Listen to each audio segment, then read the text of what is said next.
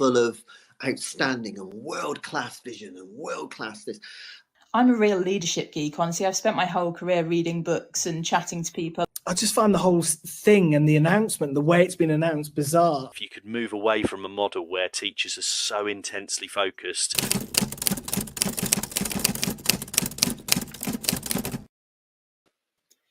Good morning and welcome to this lovely Sunday, whether you've got rain or sun. I've had both this morning. I hope you're enjoying your Sunday morning, and happy Father's Day to all the dads out there. We've got three great shows. I'm going to be chatting with Paul, John and Joe this morning. Our first one is from Schools Week, which is about SEND. So the number of EHCPs, so educational healthcare plans, soars by highest rate in 6 years. But around half of those are still not issued by the 20-week deadline. So there seems to be this double-edged sword with this. So we're getting more kids go and be asking for EHCPs from schools and doctors, but they're not even getting through within the statutory 20-day window. And that's 50% is a really high number of kids that aren't getting these support plans. And then there's the other thing in there that isn't really discussed in the article as well, the fact that it mentions funding, but the funding for kids haven't actually increased since 2013. So having a kid with an EHCP that's changing schools and leaving an SRB and going to a mainstream school, he's gone from 10 people in his class to 30, and he's deaf and can't hear very well and can't speak because he's got a speech delay. He can't get one-to-one help, even if his EHCP said that he had it. The funding is only £10,000, and that isn't enough to kind of supply a TA. So it's really difficult that not only are these kids not getting their EHCPs in time, we've got more numbers of them, and then there isn't the funding to support them when they do get into class, which is kind of really tricky. John, what do you make of this story? Well, I think, Hannah, you're right to point out there are two aspects to this story. First of all, the system is groaning under, well, you know, that's a familiar story, isn't it, right now? So many of our social services, our educational provision is groaning after 14 years of austerity and so on, and underfunding. The other part of that story, the second part, which I'd like to focus on, is the increase, the huge increase in educational healthcare plans. That, you know, why is this? What's happening? Immediately I thought, well, why? What's happening? And then I looked up the British Psychological Society, and before I read it, I thought, well, I'm going to guess something to do with lockdown, something to do with coming out of lockdown, something to do with, again, the years of austerity, something to do with the diminishing number of diminishing resources in schools, the number of classroom assistants and so on, all that's adding up to it. And one thing that's jumped out at me, they said, well, there's also the kind of high stakes assessment of schools and of students. Schools have become very high stakes. I spoke to a parent the other day who's going to be a guest on my show in the future. And she said that when her daughter goes to school, when her daughter went to secondary school after lockdown, they said, we're going to have pastoral check-in in the morning. Sounds very nice, pastoral check-in. But pastoral check-in was, in fact, check that you've got pens, check you've got the right equipment, check you've got the right colour socks, the right colour shoes. And if you didn't have those, you were into, well, refresh or reset or whatever euphemism is now used for a kind of discipline where the students are expected to discipline themselves. When I was at school, you were told, do as you're told. And if you answered back, you said, because I said so, I'm a teacher. Now it's do as you're told because you should want to do as you're told. And I think it's an insidious form of discipline that's creeping into our schools. And I would point to that as one of the causes of making schools not mentally healthy places. Joe, what do you make of this story? Oh, I think we might have lost Joe. Paul, what do you make of it? Because I know it's a slightly different system over where you are. No, I agree. You haven't lost me yet. We've got you. What do you make of this story?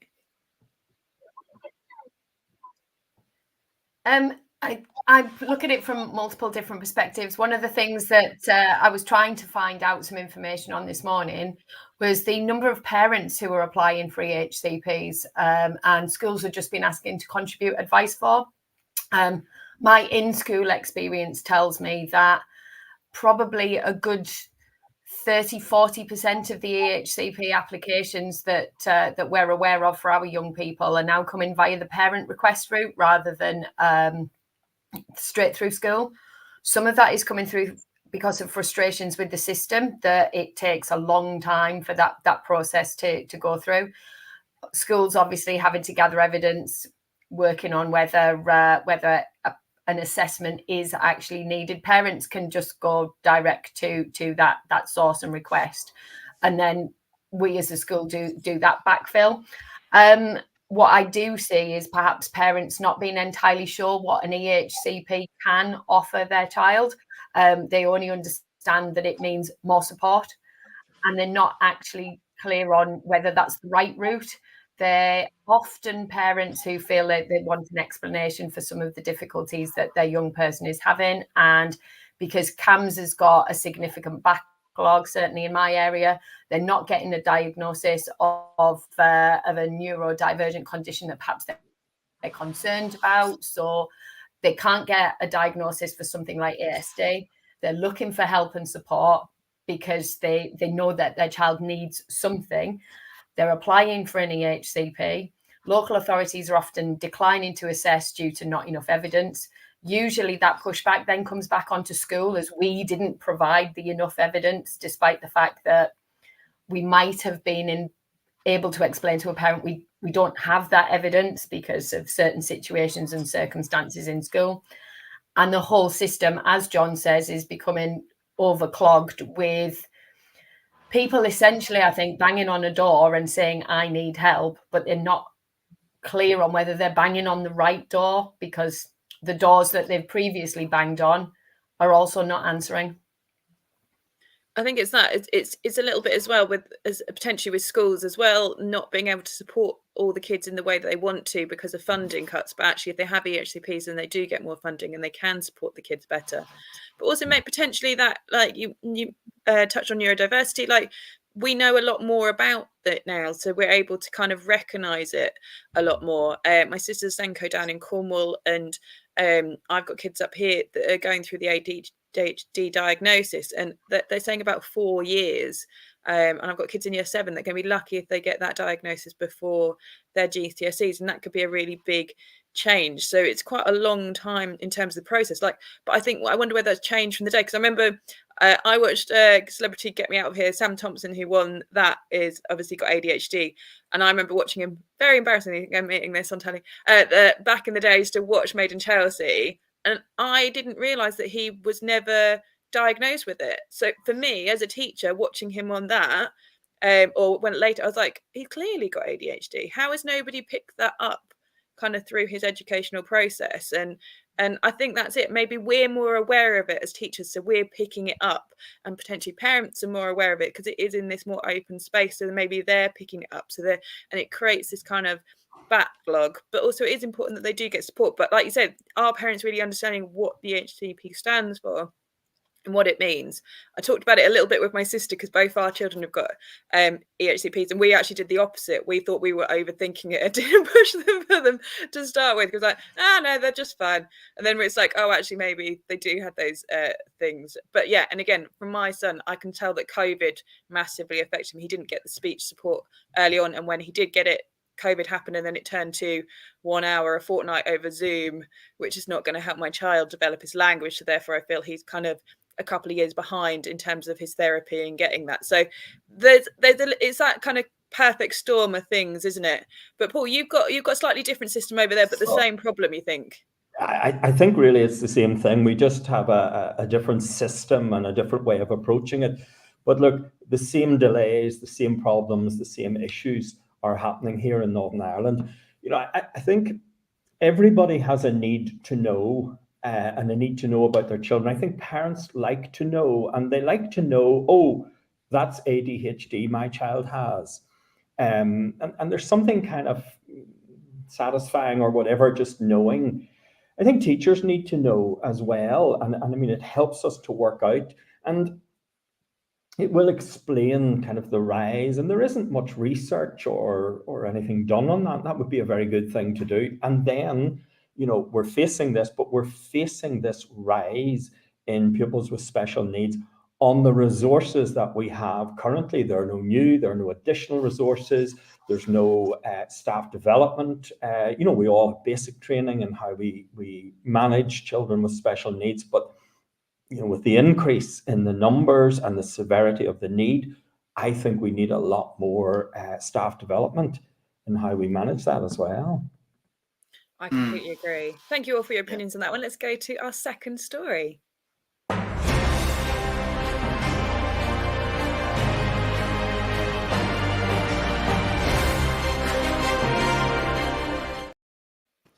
So our second and third story are kind of quite different, opposite looks. It'll be interesting to see your opinions on these.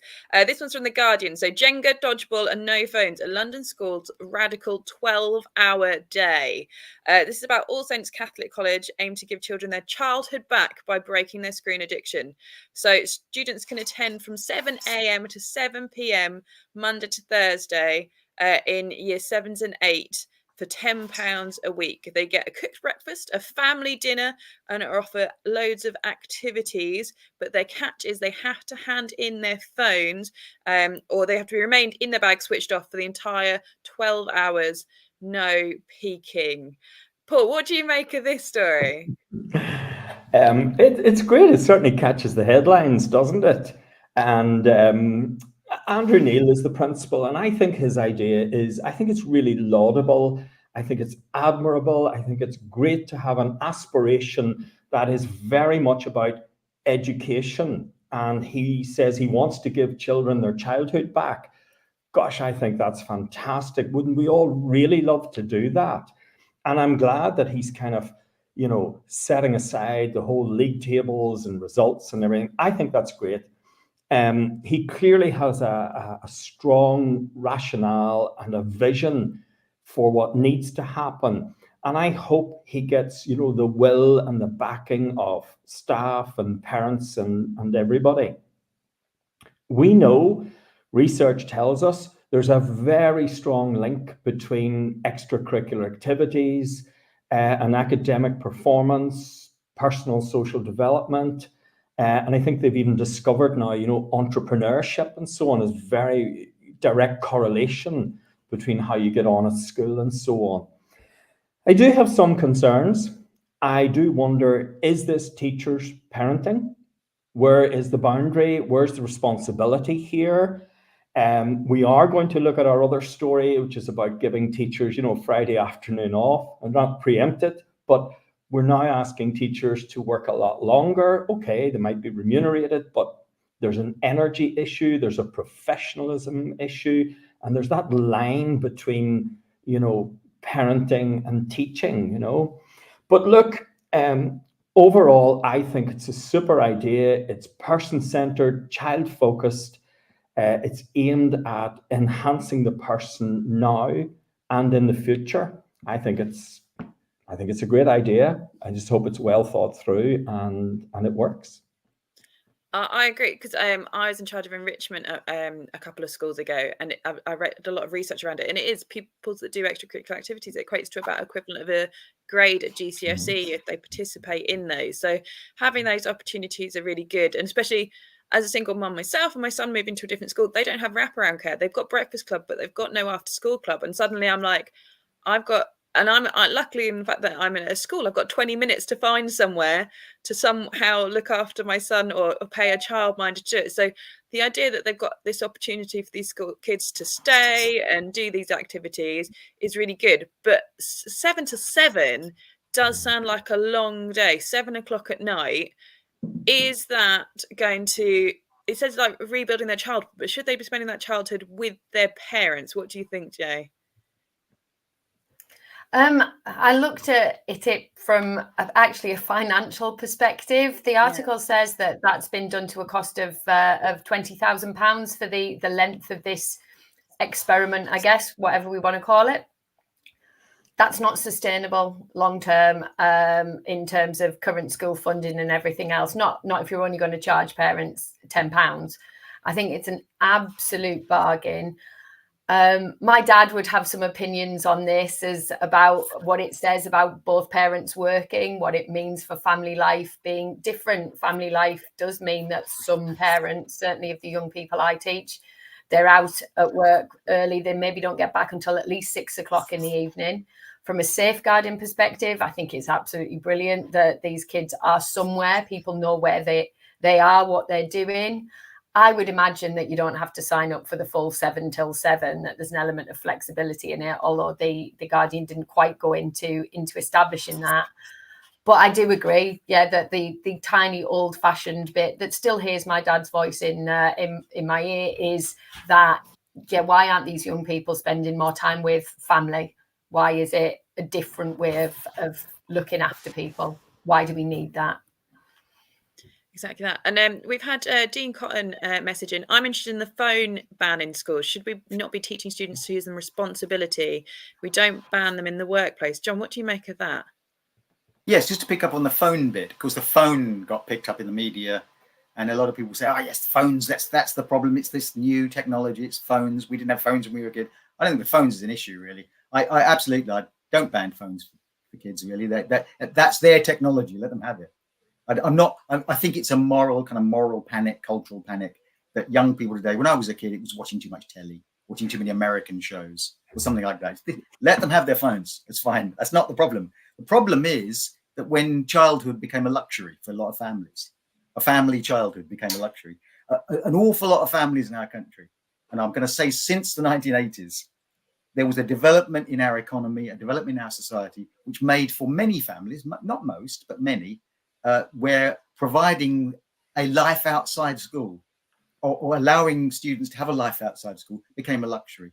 A number of times I met parents who would tell me, well, can't we, could you get disciplined? I remember a parent telling me once, we can't get our son into school in the mornings. We're both working, so we're on shift work. We can't get him in. Don't worry about disciplining him. You do what you like, Mr. Gibbs. You tell him, we can't, you won't listen to us. I thought, well, I'm clearly stepping in as the parent here. Well, I think there's something very seriously wrong with our society where schools are having to do this. On the other hand, it's brilliant. I also remember being at school where every 10th day they suspended the timetable. They didn't do that for very long, but twice a term they suspended the timetable at school I was at once and had activities. And you're absolutely right, Hannah. Activities, that's what I remember from school. The trips, the fun, the enjoyment. It's a great idea. I wouldn't like to be at school for that long if I was a kid, but I liked activities. Definitely do those. It's that aspect, isn't it? It's like you said, for a safeguarding thing, for those kids that perhaps don't have the best home life, to have that support in school, potentially help with homework, to have those opportunities of free activities is really great. But I also think 12 hours is a long time for teachers to be in school, and then they've got to monitor those kids and then somehow fit their marking and work around that. I'd be very interested to see how it fits or whether other people do it. I mean, I actually worked at previously, we had an extended day school that went on till 5:30, and we had homework club, and then we had activities. And the first couple of years it was open, it was compulsory, and then as the school got bigger, because when I joined it only had 2 year groups, they quickly realized they couldn't kind of accommodate all these kids in all these activities and manage it, so then it became like an optional thing, or compulsory for each year group on a different day, and the other days were optional. But I guess it is that if those kind of kids that perhaps don't have that place to go, don't have that home life, is it actually going to be really beneficial to them? It'll be interesting to see how this plays out and how long it lasts and what the kind of comes out of it. We'll certainly be talking about this one maybe this time next year. We're going to go on to our third one. It's just completely opposite. But before we do that, we're just going to have a look at our sponsors. This show is brought to you in partnership with John Catt Educational, publishers of professional development books and resources that support great teaching and learning in schools around the world. Level up your professional development today and visit johncattbookshop.com to explore the full range of titles. Use the code JCTTR2425 for 20% off your order. Have you ever heard of teaching how-tos? Imagine having your own instructional coach available 24/7. Now it's a reality with the Teaching How-Tos platform. This highly personalised, socialised platform empowers busy teachers to learn and apply evidence-based teaching techniques, either independently, working collaboratively, or with their peers, or with their new AI assistant. The platform features over 160 visual guides to teaching techniques. Interested in finding out more? Visit teachinghowtos.com and register for their next webinar. Easy4U is where innovation meets accessibility. Their subscription-based offering not only equips schools with cutting-edge devices, but revolutionises the learning experience. By eliminating financial barriers, streamlining support, and embracing technology, Easy4U isn't just providing tools, they are shaping a future where every student can thrive, unburdened by limitations. Easy4U, transforming education, one device at a time. Find out more at www.easy4u.school. Apps for Good. And our third story is, would a 1:40 p.m. Friday finish stop teachers quitting? We know that teacher retention crisis is at its highest, and we're having real issues getting teachers to come into teaching, and we're certainly getting them having issues with getting them to stay. So would a 1:40 finish kind of help you stay? Now, this was in the BBC article. They had featured Simon Hart, who actually was on Education Tonight with us on Thursday night. So if you want to hear more of him chatting about his happy school, go back and listen to that. But it was just really interesting because I am actually at a similar school, but not quite to the extreme that he is. So I've moved schools, and my school finishes early on a Friday and a Monday. So we finish at 2:40 on those days. And then the other 3 days we finish at 3:40. On the Monday, we then have our CPD training. So we technically finish at the same time, but at least we're not finishing later on that night. And then Friday, I finish at 2:40 and off I trot and manage to pick up my son from school. And it does do wonders. So 1:40 is even more, and I think they then finish at 4 o'clock on the other day. So it's that balance, and it's that nice thing of, I think teaching's been very much the same for so long, and having a play around with the structure and seeing the different ways of how kind of schools could be run and the effect of them. John, would this made you stay in teaching if you could clock off a little bit early on the Friday, or was your days that you go to the pub on the Friday lunchtime? I feel like this is. I remember, yes, the pub on a Friday lunchtime was a thing. I can recall that very much, and then back to the school afterwards to teach. Actually, so yeah, not anymore. Not well towards the end of my career, but yeah, absolutely. I anything like that, I would have loved that. Marvelous. And all the way through, you know, many of these reviews we've done, we've talked about a consistent theme that pay is important for retaining teachers. Pay is absolutely important for everybody, but the de-stressing the profession is also highly important. If you want to keep teachers in the profession, this is a great idea, definitely, and it's a great idea for the students as well. I just, you know, the length of the school day is a historical accident. The length of the terms is a historical accident. There's no piece of research that says the more you keep students in school, they learn more.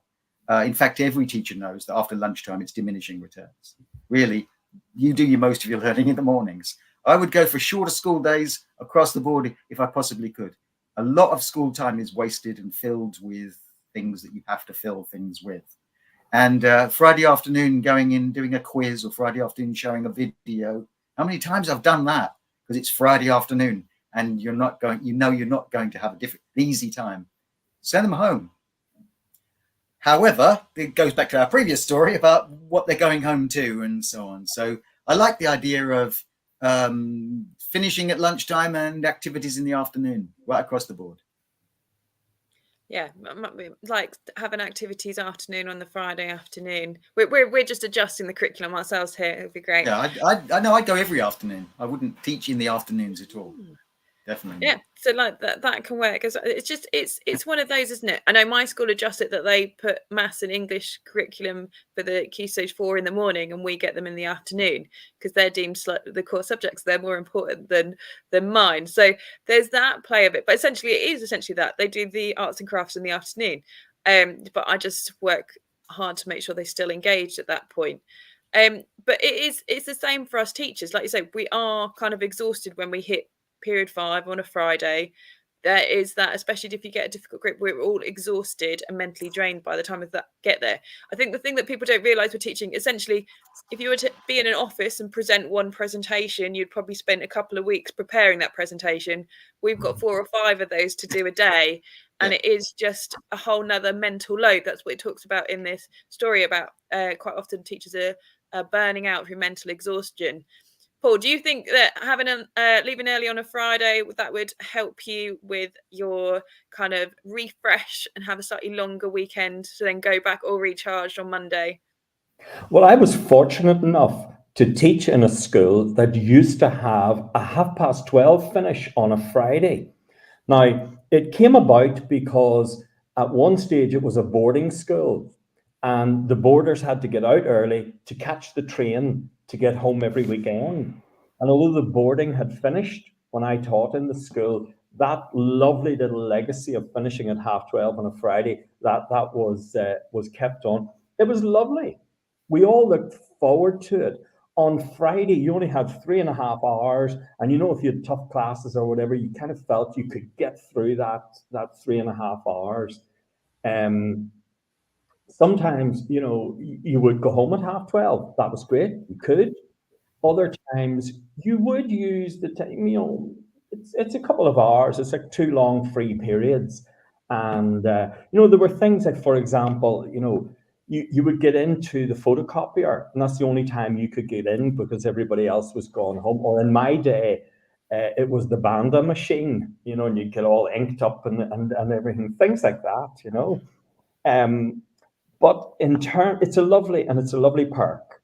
But in terms of recruiting teachers, I don't think it's sufficient at all. I think teachers are intelligent people. They have knowledge, attitude, skills. They're hardworking. They're in high demand with other employers. They're much better remunerated. And I think teaching needs to change.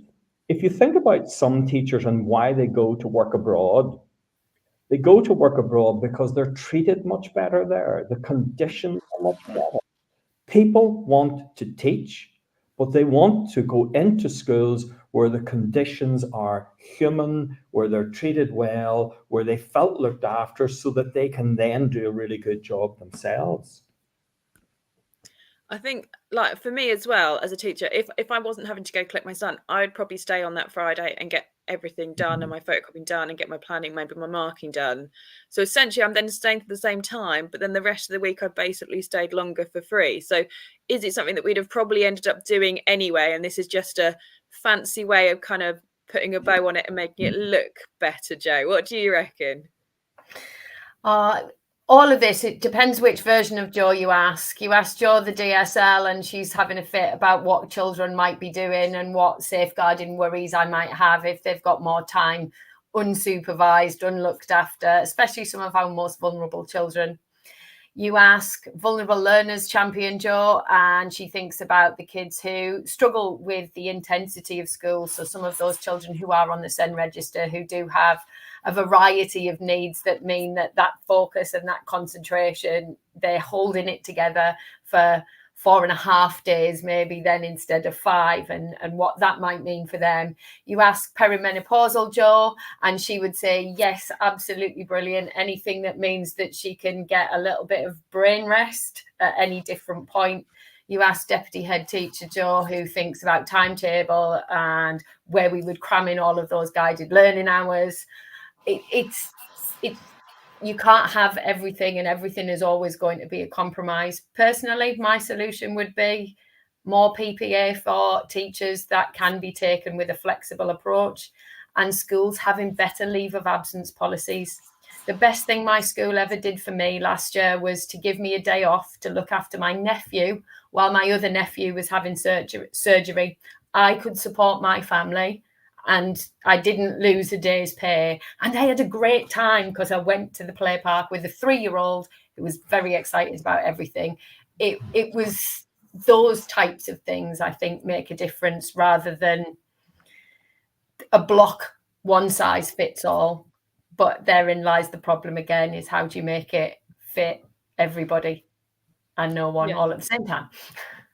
It's exactly that. Like, and I think it's, again, having great SLT that's very supportive and realise that we are people and have a life outside of school, and things happen, and I think it's quite an interesting one as well, because there's that kind of concept of PPA again, and I feel like I remember when we were talking about voting for something. What was it? When we were talking about the pay rises, I said that if it was a voting for more PPA, I'd be far more likely to strike than the pay conditions, because I feel like that could genuinely change kind of teaching. So it's quite interesting kind of looking at that. And I think, was it Tom that did a show a little while ago about 1 day off a fortnight, or that there was a school that's reducing that. So clearly this is something that's potentially working.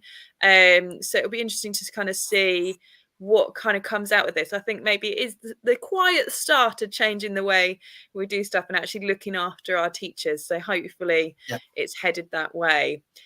Do you want to add in, John? I do. I just want to add something on when I in the 1980s, I was teaching in a sixth form college, and we sent the students on study leave, and the year 13s. We sent the year 12s on study leave as well. Study leave has virtually disappeared. Because of this obsession with cramming them in, getting them doing revision lessons, teaching them to revise, and not teaching them how to go away and revise. Bring back study leave. Yeah, my kids are still in school, so it'll be really interesting to see how that also affects them later on, when they've got to be more independent, where they go into the workplace and actually have to be responsible for their own outcomes. There's another topic. Hopefully we'll find a new story and we can chat about that. We've got our shows of the week coming up next.